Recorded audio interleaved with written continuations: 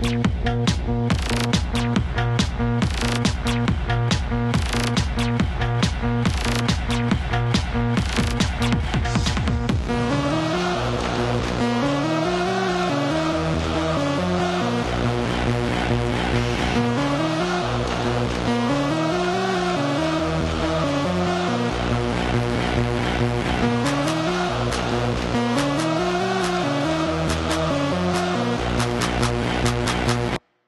guys, welcome back to a new edition of Gol Bezan, your podcast about Iranian football. I'm your host Pezhman, and with me we have a new guest, a regular panelist for the future. Please introduce yourself. Yeah, how you doing? My name is Arash Eftekhari. It's really nice to be here on Gulbazan with you. Great, Arash. Arash, let's start at once. We've seen Team Melli playing two games in the last couple of weeks against weaker opponents such as Macedonia and Kyrgyzstan. And what's interesting is that you were actually in the stadium in Macedonia where Iran won the game 3-1. Please tell us about your experience there. Sure, yeah, it was really cool to see Iran. What can I say? I love seeing Team Melli play whenever I get the chance. It was cool to see them play, of course, in Skopje, Macedonia. Cool country. The stadium wasn't exactly what you call full. After talking to some of the other, after talking to some other Macedonian football fans, clearly you could tell that not so many people there are very enthusiastic about their team. But overall, it was great. It was good to see. I'm glad I didn't see a 0-0 game. And Sardar Azmoun was amazing. I like the players Iran. I like the players that Carlos Queiroz chose to use that day. I think it was a good lineup. I also like the second half substitutions as well. Yeah. Why was the stadium so empty? Okay, that the Macedonian national team is weak, but I've almost never seen such an empty stadium. Well, the one thing is that the football fans over there, they are not really crazy about football, unfortunately. Especially because their national team has not been very successful. Other people I spoke to about football, they also said that their domestic league is not very exciting either. So overall, you just don't see a lot of people being very excited about their national team. And of course, to be honest, when you see them, it was the matchup between Macedonia and Iran. I'm sure there's a lot of football fans there that weren't just, rushing to the stadium. I mean, of course, if it was a World Cup qualifier against a team like Spain or Italy, clearly there would probably be much more people in the stadium. But overall, that worked better. That actually worked out better for me. Oh yeah, Arash, we will remember this game as basically Sardar Azmoun's game versus Macedonia. He scored a hat-trick. And if we would talk about the goals one by one, if you remember the first goal, it was via a corner. And why is it that Iran is nowadays scoring so many goals by free kicks and corners and these kind of situations? What's your thoughts? Well, my thoughts on that is that I think, in the past, I remember even saying that if Iran were to play against much stronger oppositions, that they would have to take advantage of set pieces.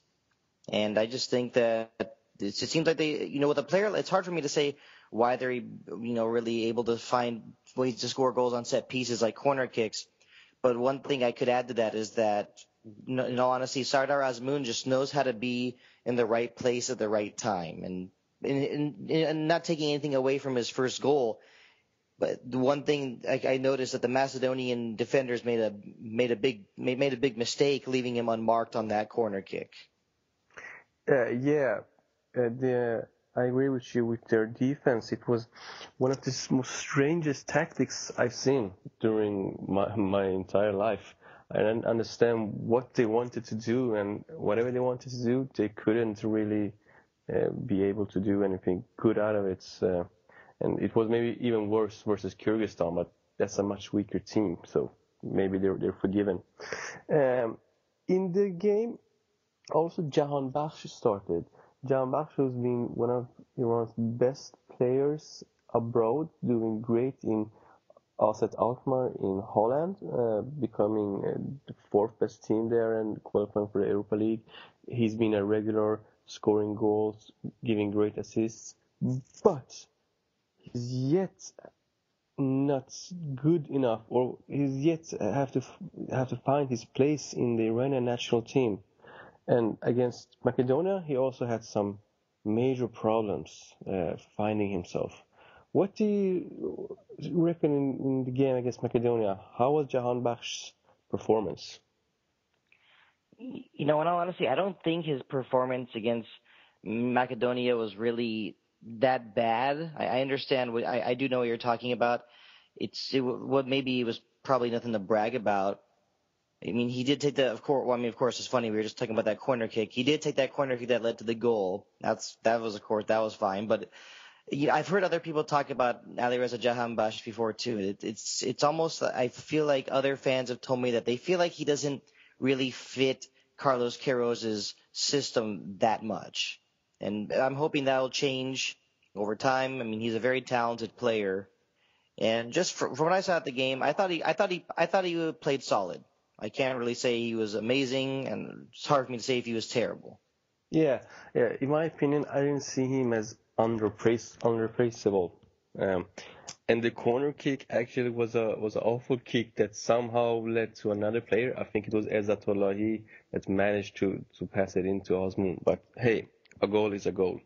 But in that game, we saw another young player, a debutant in Shojayan, playing next to Ezzatullahi, making it with one of the most youngest, or maybe this was Shojayan's second game, but making it one of the youngest and most unexperienced defensive midfields in Iran. How do you reckon Ezzatullahi and Shojayan's performance? I like the way they both played. I mean, and the truth is, it's good. It's always a good test for them.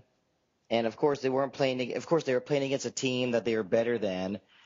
Overall, I was okay. I like their performance. I think there's always room for improvement. I mean, I think Shojayan obviously will need to get caps more. I always liked the way Saeed Ezzatullahi played. His pass to Sardar Azmoun later in that match for the third goal was a very good pass.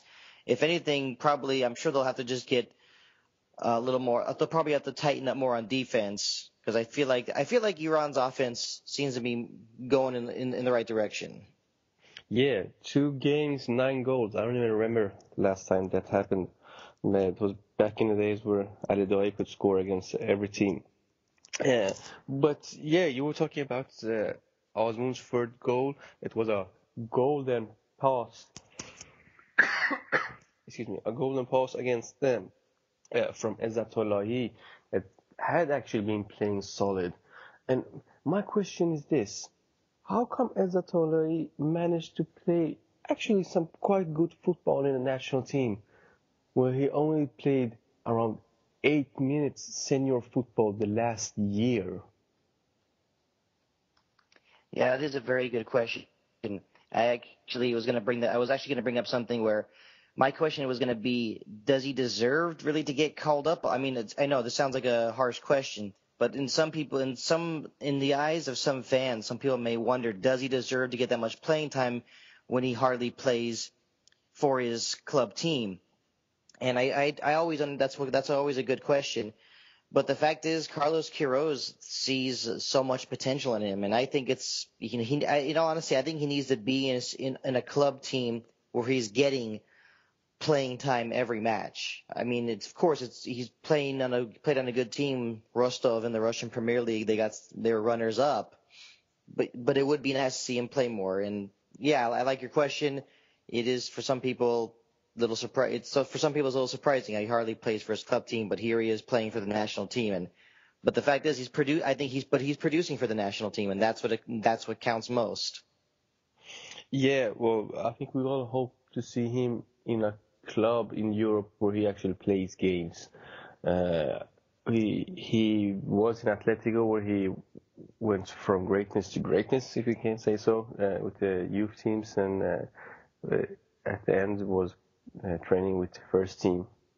And some clubs in Spain now do want him back to Spain or are interested in him, but we'll yet have to see what the future for this young man holds. If just talk quickly about this Iran's second goal, Osmoon more or less just swiped the ball off a defender and made not the best shot, but it was still a decent goal. For me, that's a typical goal scorer's attitude, where he sees an opportunity in everything, and that's what we have lacked in Iran in several years. What do you have any comments about that game or that goal? And for that goal, of course, sometimes people may think, of course, all the credit goes to Sardar Azmoun. Clearly, it goes to him for taking advantage of the mistake by the Macedonian defender. And the thing is, though, of course, as someone who's always talking about the mistake made by the defense could come in and say, okay, that was a big mistake made by the defense. But the truth is, there's many defenders who can make that mistake, but then find a way to recover, maybe kick the ball out of bounds or send it back to their keeper. And I believe all the credit there has to go to Sardar Azmoun, because he saw that opportunity to take advantage of that ball, and he took it all the way and scored. I mean, that's something right there that shows what a good football player he is. He's fast. He can control the ball very well, and best of all, he's probably one of the best finishers I've seen for Team Melli in quite a long time. Yeah, I agree. One thing that worried me a little was how Macedonia managed to score their goal. There were actually some nice passing, and the Iranian defense was a little bit maybe unorganized or really not ready for the quick reply that Macedonia made, and it was a decent shot and a decent goal. I'm just worried, would we see this kind of goals, will we see Iran get this kind of goals against them when we play against better teams, or was this just some bad luck? Well, when I saw that goal, of course, I was seeing it on a replay. It's hard for me to say if I think that those kinds of goals are always going to happen. I'd like to think that the good thing about this game is that the good thing about a friendly is that you look at a friendly match and say, okay, it was a friendly. We made these mistakes. We got to make sure not to make these mistakes in qualifiers, and of course, in any competitive fixture. And yeah, with that goal, I like how you mentioned that goal, because the other day I was looking at the highlights and I saw in the penalty area, Iran had many more players in their own penalty area, and the Macedonians only had about, I think, 4 or 5, and that right there just made me say, okay, that's a goal they should not be letting in. But like you said, the defense was a little bit in disarray, and the player who scored, Alexander Trajkovski, he plays for Palermo in Italy, and that right there for the Macedonian national team, Trajkovski and their captain Goran Pandev, who plays for Genoa, you have 2 players right there that play in a very good European league. Yeah. So the whole thing there is that from the point of view for Team Melli is that you give some good players like those some opportunities, they're going to punish you. And I think when the qualifiers come, our defenders need to make sure that our defenders and midfielders need to make sure that they're not falling asleep on those situations. Yeah. And that's maybe what we will remember or take with us from these 2 games, because the games against Kyrgyzstan was a team I never seen so weak. I just talked about the Macedonian defense, but maybe I should talk about the Kyrgyzstan defense. That I really don't know what they were up to. Of course, Kyrgyzstan is not a country who actually plays any good football, and they've never been in major tournaments. But at least it let Iran try some new players, let Iran try some other tactics and experiments. And the experiments went out well. Just a quick reminder for everybody. Iran against Kyrgyzstan had a couple of new faces, such as Tayyebi in the defense and Daniel Mahini also in the defense, both from Esteghlal Khuzestan, who unbelievably won the Iranian league, called Iran's Leicester City, because they were a team that's just a year before was minutes from regulation, but they managed to survive. We also had Jalal Hosseini making his 100th cap for national team, Milad Mohammadi on the left side. And Ezzatullahi was the only player that actually started both games. So maybe Queiroz gives him playing time because that's the only place he gets some playing time. He had Pourqaz next to him, and that was quite interesting because Pourqaz is usually he can play as a defensive player as well. As a center back, yeah. Yeah. And we have Masoud Shojai, not a favorite against many people, but he actually managed to create a penalty and score. We had Torabi and Taremi, and up front we have Ansari Farid. Arash, how do you reckon this lineup against Kyrgyzstan? For me, that was quite a offensive lineup with plenty of goal scorers up front. Yeah, I mean, I like the lineup. Mehdi Taremi, Mehdi Torabi, they're very exciting. They're young. They really bring a lot to the table for Team Ali. Of course, Masoud Shojai, he's very experienced as a midfielder, and of course, I agree with what you said earlier. But yeah, I like the lineup. I think it was the one thing about one thing about Carlos Queiroz, and that the fact it was a friendly match, is that he really decided to field a different lineup. He wanted to see what they could do, and in a friendly match, especially at home, it's the best time to do that. It's your best time to experiment. I mean, then of course they have a few months until the World Cup qualifiers begin. And like you said, when you mentioned Tola Purga starting as a defensive midfielder, yeah, I was a little surprised to see that, but I think clearly Carlos Queiroz has seen something from him, and that he decided that it'd be a good idea to put him back there, maybe as a way to provide some support for Saeed Ezzatullahi. Yeah, they actually had some good balance in the team. For me, Arash, what's your man of the match if you had to choose any? For the match against Kyrgyzstan? Yeah. My man of the match there, I'd probably have to say, I know Karim Ansari Farah did score 2 goals. Yeah. But for this one, I have to say probably Mehdi Taremi. He did score a goal. He could have scored more, but he was playing very well. He had a nice give and go with Mehdi Torabi that led to the 3rd goal. And clearly, if he just finds ways to, perfect his finishing, he could have had more goals. The score could have been higher, and he actually could have had more goals against Macedonia as well. Yeah, Taremi, for me at least, he reached his peak level at Iranian level. I can't see him progress anymore in Persepolis or any other Iranian team. There's been plenty of rumors of him leaving and playing in Europe. We'll see what comes out of that, but so far he's still with Persepolis. He's a really good striker. And what's interesting here is that Torabi, he only played, I think, 10 games or so and already scored 4 goals. Taremi, I think he played 11 games and scored 6 goals already. That's some really good statistics. And of course, we shouldn't forgive Azmoun, who now played like 18 games and scored 15 goals or something. That's quite amazing. One of my man of the match would probably be Milad Mohammadi. that was a left back. He now plays in Terek Grozny in Russia.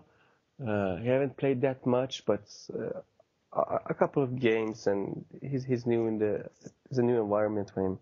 But he was, I could clearly see some progress in him, where he managed to almost every run turn into some dangerous attack. He was cocky. He had some decent passes, and he really showed that he's a interesting player for the future. And also on the right side with Daniel Mahini, um, maybe the best player, the best debutant. Tayyip didn't do much because Kyrgyzstan was so weak in the offense. And Akhbari, the third goalkeeper who came in the second half, he didn't need to do anything. But Mahini on the right side was great. So we could see Iran's tactics, basically attacking from every angle, but especially from the left side and right side with the young, speedy players, which is basically the new how the new football world looks like, where you need to have players Dani Alves style. What do you say about the game in general against Kyrgyzstan? What should we take with us from that game? From that game, I just think, like you said, you covered a lot, and the one thing you mentioned, our center back Mohamed Tayyibi didn't really get tested much. You said Mohamed Reza Akbari, the goalkeeper from Traktor Sazi, didn't get tested much either. I think the best thing we take from this match is that be glad that we found a way to score lots of goals. It seems like, and of course, like you said, and of course, also I wanted to go ahead and add something in earlier, is that you mentioned Milad Mohammadi. Yeah, I remember him in the game against Macedonia. He was causing trouble down the left side with his runs. He's really fast. I'm actually very excited to see him play even more for Team Eli. And of course, he did a lot against Kyrgyzstan as well. And I just think overall, the fact that, like I said, what we could take from it is just be happy that we have our players scoring more goals, and be excited about the emergence of Mohammadi and possibly even seeing more involvement from Daniel Mahini. I think that's what we could take the most from the game against Kyrgyzstan. Yeah, I do agree with you. Iran's next game actually will be the World Cup qualifier. That will be against Qatar, I believe, in September, if we don't manage to get any friendlies until then. And so far, we just managed to do the regular Iranian deal with canceling friendlies because, whatever the reason, usually it's the Iranian Football Federation that's behind the canceling, because something haven't been correct. But we're used to that now. At least we can. That's true. At least we can see some great football in the Euros. Hopefully, the Iranian players will see the best players and learn something from them. Arash will do his regular, what can we say, drama, with threatening to leave Iran and still be a part of the national team when next game starts. Arash, do you have any last words, any thoughts and ideas you want to share with Golbezan's listeners? Well, as of right now, just like you said, it would be nice if there would be nice to see some friendlies.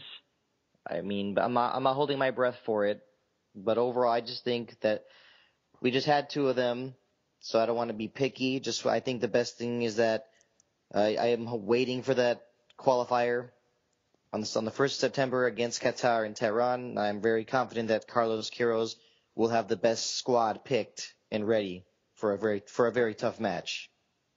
Yeah, and with these two games, he showed that he had a decent squad where he actually can have competition in almost every spot. Jahan Paksh, although he was not so good in my opinion in the first game, when he played against Kyrgyzstan, he did it much better and assisted 2 goals. And Taremi showed that he can very well play maybe next to Sardar Azmoun. And Torabi showed that he have a good record. So it will be interesting to see who he will field up in these games. What we know about Queiroz is it's always hard to predict his lineups, at least for me. I always get at least 4 or 5 wrong. Okay, Arash John, thank you for coming to Golbezan. We hope to hear you regularly. And yes? Oh, yeah, thank you so much. It was great to be here. And thank you to all our listeners. Remember to keep in touch. We are on Facebook and on Twitter. My name is Pezhman Pars, and this is another edition of Golbezan. Take care. Bye. Okay. All right, we're good? Yeah, good. Great work, Arash. Thank you. I hope the sound came out okay. I'm sure it did. Okay. I've got to go run to work now, but talk to you later. All right, cool. Thanks, man. Okay, Take it easy. care. Bye. You too. Bye.